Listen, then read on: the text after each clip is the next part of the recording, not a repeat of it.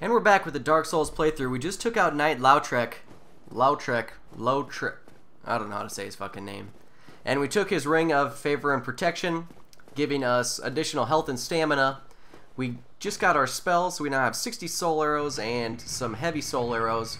We're all decked out in crimson gear, the dragon shield, and the, I don't know, 10 catalyst or something. We're gonna go up and we're gonna take out the gargoyles, ring the first bell, learn the awesome emote, and then kill the Capra Demon. Well, that's at least the goal of this video so far. So here we go.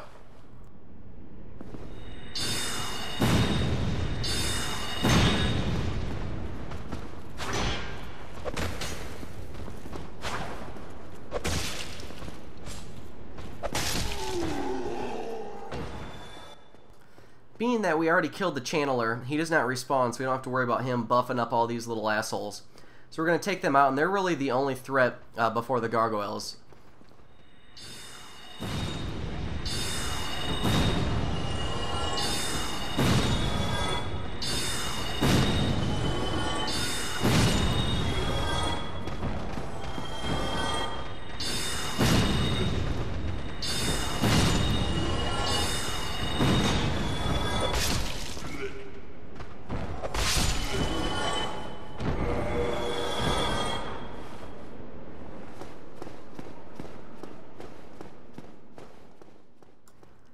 Now, being that I'm not online, I can't summon any players to help me, but I am going to summon Knight Solaire up here. I think that's his name. Because he's actually really useful in the fight. He does pretty good damage, and in the off chance that both gargoyles come down at the same time, he can tank one of them for me, so you don't got to worry about fighting them both together. So there's his summon sign. You'll see it. It's orangey. And yeah, it is Knight Solaire. So we summon him and we're going to take on the gargoyles.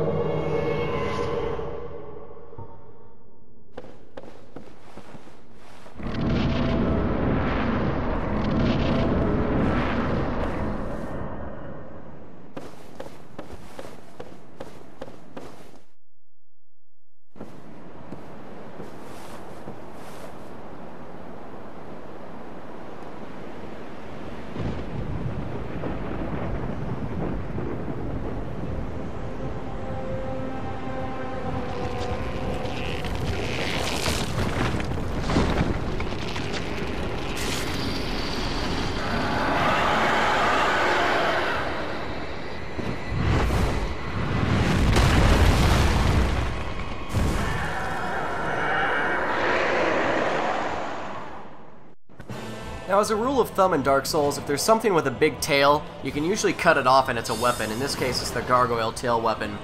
I don't do it because I don't have any need for it with the sorcerer build, but if that's the case, you're typically going to want to not target the enemy so that you can run behind them and aim for the tail manually. Otherwise, you'll kind of aim for the enemy's torso always.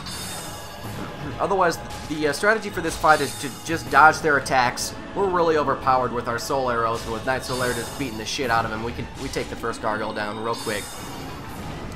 The other one kind of comes in and shoots fire. Nothing really to it besides just dodging. I mean, it can be easy and it can be tough sometimes. This time it was really easy.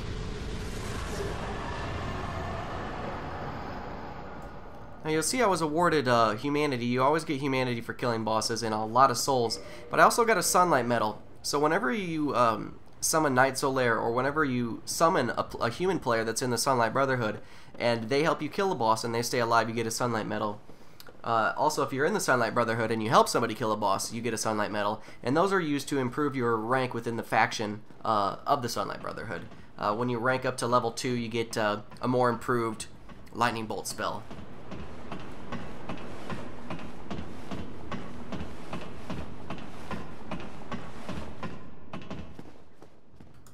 Now up here we're going to ring the first bell of awakening, and you know, with Dark Souls it's tough to figure out what the story is because it's not explicitly defined to you. So my take is that you're the chosen undead that's supposed to save the world from being undead. And to prove that you're the chosen undead, you have to ring both of the bells of awakening, I think.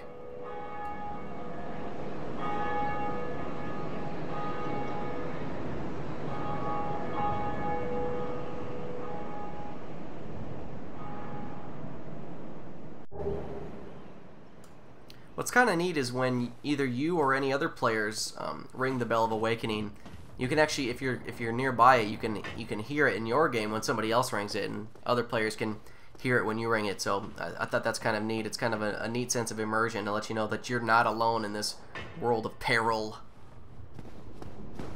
Greetings. I am Oswald of Kareem, the partner. Thou art a friend. For thee, a warm welcome. Cometh thou to confess, or to accuse? For indeed all sin is my domain.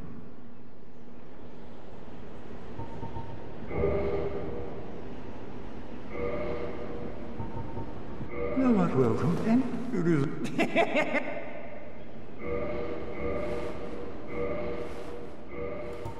The whole reason to talk to this guy is to get this emote. It's the in your face!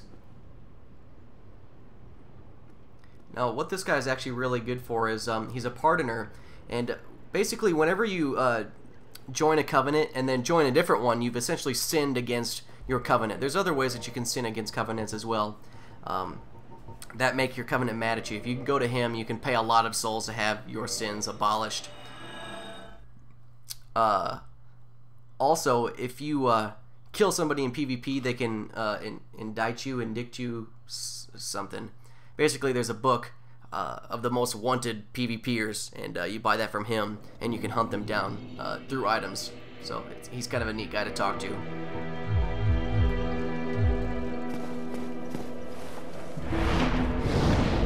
So now we're going to use all those souls and level up. I'm going to get my attunement up to 19, which gives me my 5th spell slot. And then from here on out, pretty much I'm going to level my intelligence all the way up to 43 or 46 to ensure that I can use all this sorcery spells in the game. Otherwise, the next thing we're going to do is go after the Capra Demon. And the only reason that we're doing that is so that we can unlock the depths. And the only reason that I want to do that is to get the large ember, which lets us upgrade our weapons past +5. And that's not even really necessary with the sorcerer, but I want to show you where it's at because it's important. In this playthrough, I'm actually going to skip the depths entirely, and I'm going to skip the main path through Blighttown, which is a really annoying area. I don't feel like doing it. You don't have to do it if you have the master key. And as a sorcerer, I don't need any items in that area anyway, so we're just going to completely skip those stupid fucking annoying zones.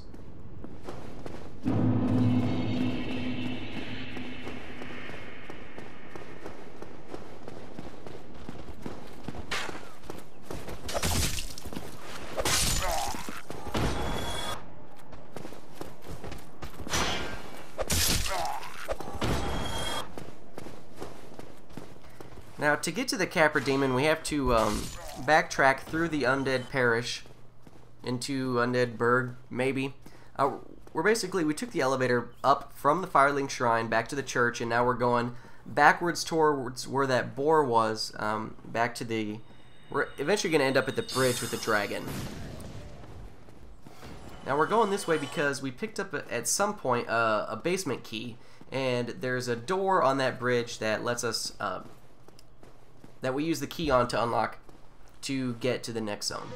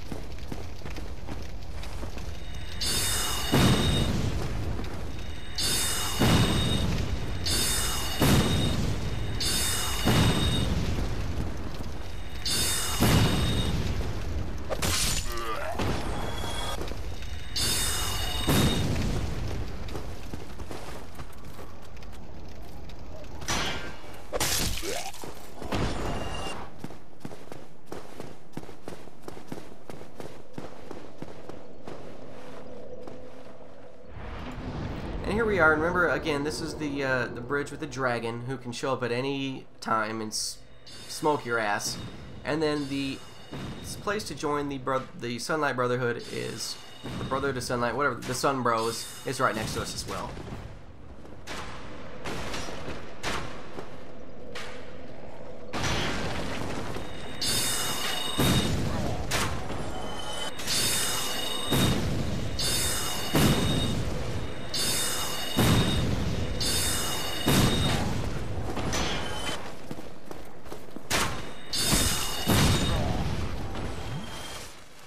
This was just extremely sloppy. I didn't really give a shit. I'm just trying to get to the next bonfire, essentially.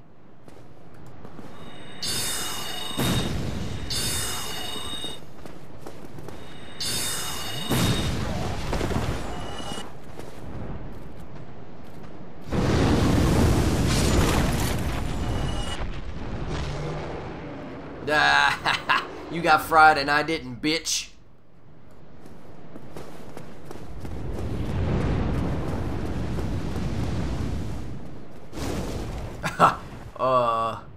Or I spoke too soon and got fucking cocky.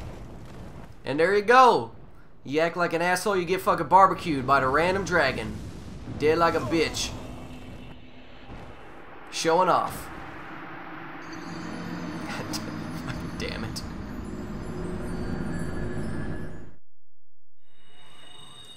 We'll just fast forward a bit to catch back up to where I should have been.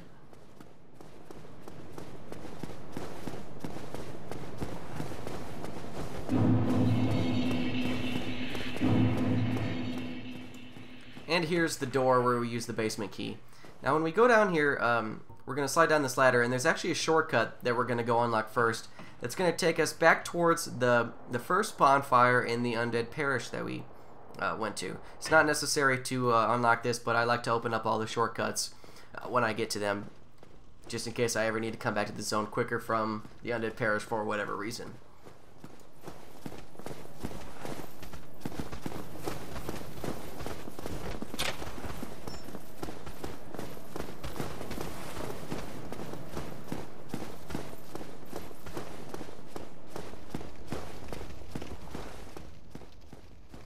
This area can be a little tricky. There's some dogs in here that have a bleed effect on them. And if they hit you enough times, they'll cause bleeding, which will do a big chunk of damage to you. If you just hold your shield up and wait for them to strike first and then counter them back, it's not really a big deal. Also, if you remember, back in the Undead Burg, at that first vendor we ran into, we bought the residence key. And we're going to use that here to unlock a sorcerer who's been locked away. And he's going to actually end up selling us, eventually, a bunch of better spells than what we've got now, and then kick off a quest chain to go hunt down Big Hat Logan, which is the guy who teaches us the really good spells. Damn. I'm finished. How did this ever happen?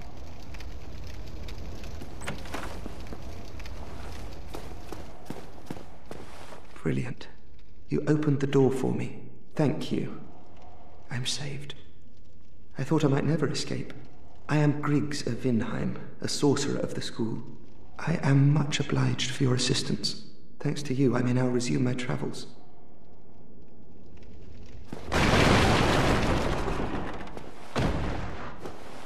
Oh, hello. I have my sorcery. Besides, I have an important task at hand.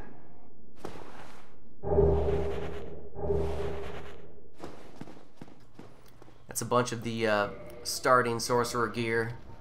I don't want double, so I'm just going to drop all that shit I just picked up. It's worthless. What's interesting is that when you're playing online, if you drop items, those items can appear in other people's games, but they appear as an enemy. I've never seen it, but I've seen pictures of it. It's like a crab or something really weird. I don't know what the developers were trying to accomplish with that, but it's interesting nonetheless.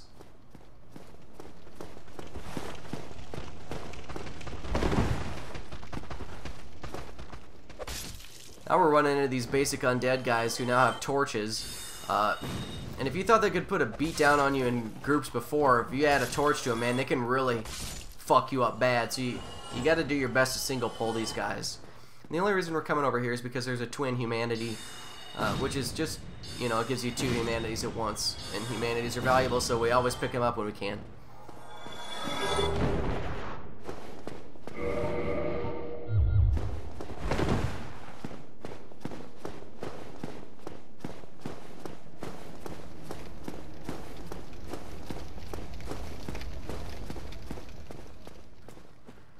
Up ahead are some little thieves that throw daggers, and they also have a bleed effect, I believe.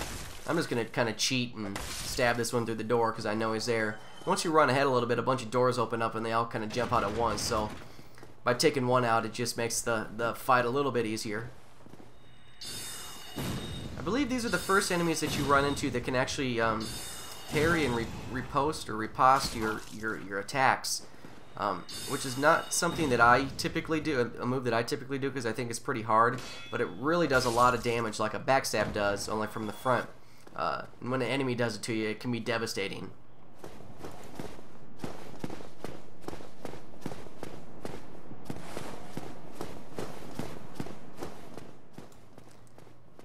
Inside some of these doors is also some worthless gear to pick up. This is the mail breaker. I don't think it's good for anything. Up ahead there's a set of thief gear. It's the starting gear for the thief class. I mean, you don't need it, but I'll pick it up anyway.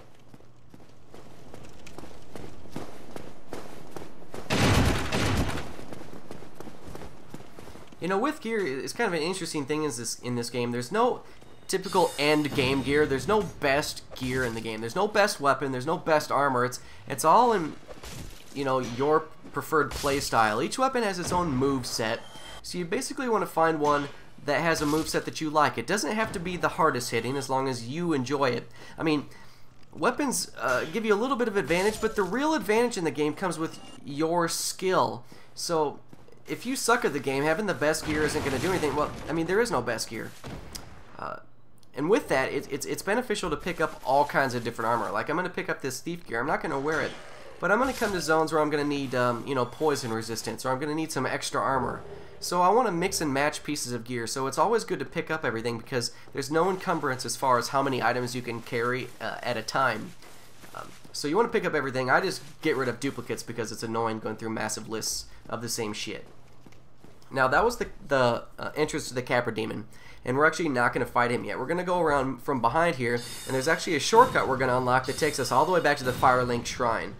This game is just, you know, like I said earlier, it's all interconnected, so it's all about finding the shortcuts that make travel between the zones quicker. Eventually we'll be able to start teleporting, which is obviously significantly easier, but until then we want to find all the shortcuts that we can. Right next to me here is the door to the depths. We'll get a key from killing the Capra Demon to go into there. But we're going to go up here, and this is going to open up a door to a vendor who sells some interesting gear like transient curses, which we use in the New Londo Ruins, as well as an item that removes curses. Now, curses in this game actually have your health permanently and instantly kill you when you get cursed, and it can't be removed until you get one of these items, which costs 6,000 goals, which is 6,000 souls, which is pretty fucking significant. So this is the vendor. We're going to turn around, unlock a door, and it's going to take us back to the Firelink Shrine where we're going to set up shop and then go after the Capra Demon for good.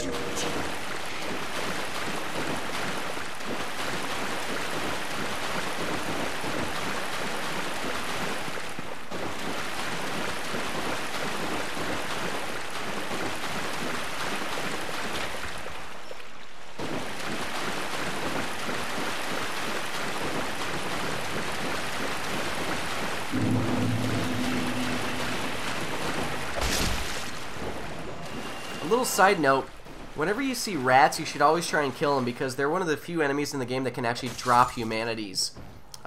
So you know.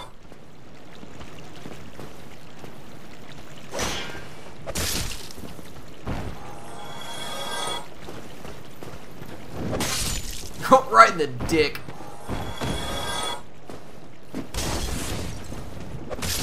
Ha! That guy too.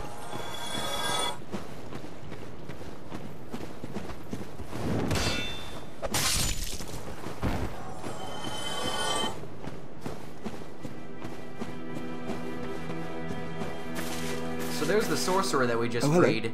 I regret meeting you under such compromising circumstances. At least we both made it back unscathed. Incidentally, would you care to learn any sorceries? No. You're clearly talented, and besides, I owe you. Of course, we will require some materials, but I'm happy to teach you some elementary spells. Are you interested? Splendid. Very well. I am pleased to have a chance to give something back. Well then, let's get started straight away.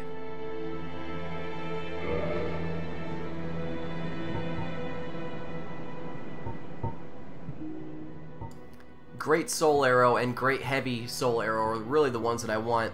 The other items are just kind of useful. They can buff your weapon, buff your shield, which are good, but I don't have enough souls to get either of these yet. So we're going to see if I can can't use some of these souls to get enough. I'm pretty sure I can't. So we're going to go kill some fucker to get enough souls real quick, and then move on.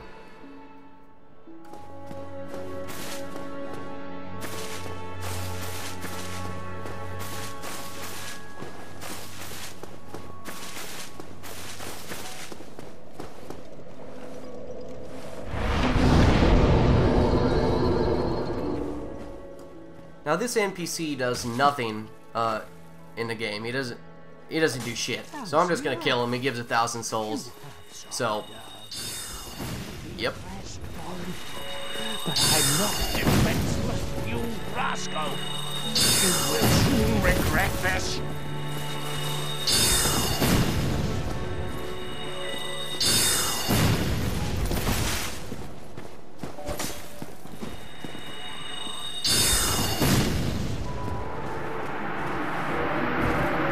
What? What?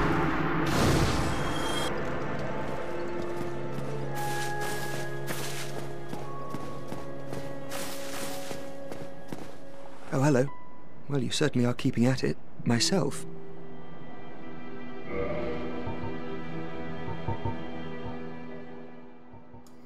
So that's enough to give me great soul arrow, which is just All right. you know, a heavier damage soul arrow is all. But we're gonna use it regardless.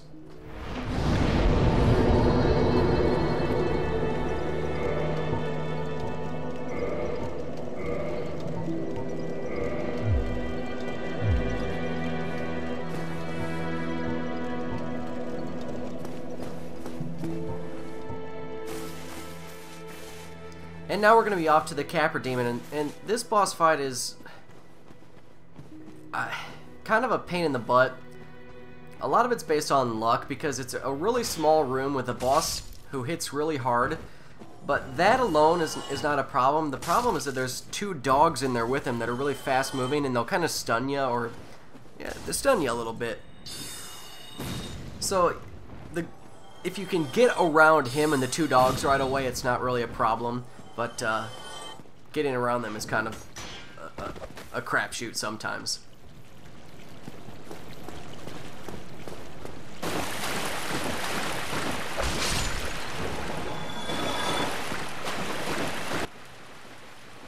We'll fast forward this a little bit to get there quicker.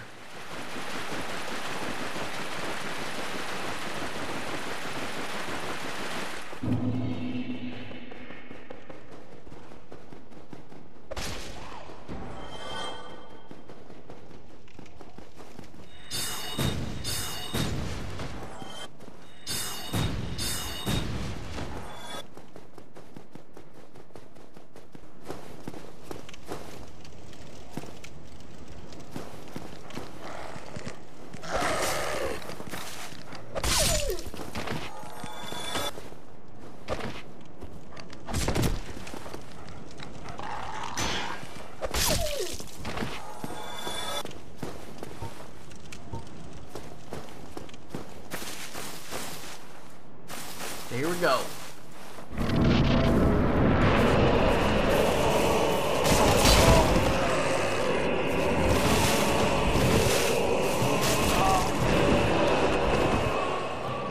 See, the trick is to get up the stairs here so that you can take out the dogs, and then you can kite the boss around the stairs. It doesn't necessarily make it easy. Plus the dogs keep stun locking me. And I died.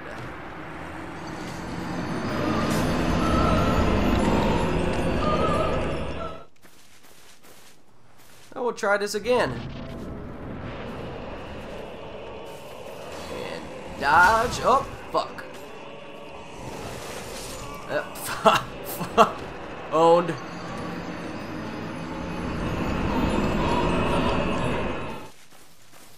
And we'll try it again. Some of them is hang back, wait for it, then dodge.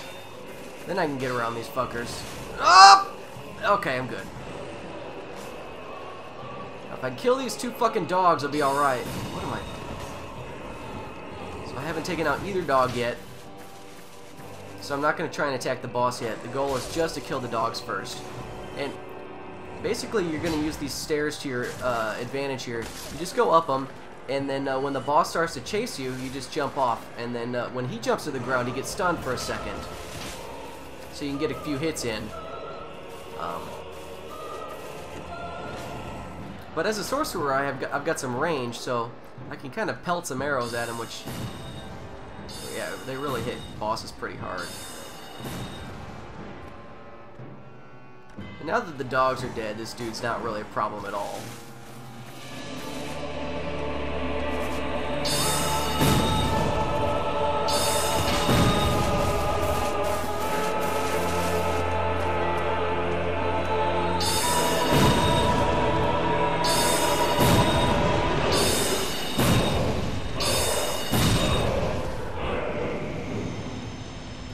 That's how you do that. What?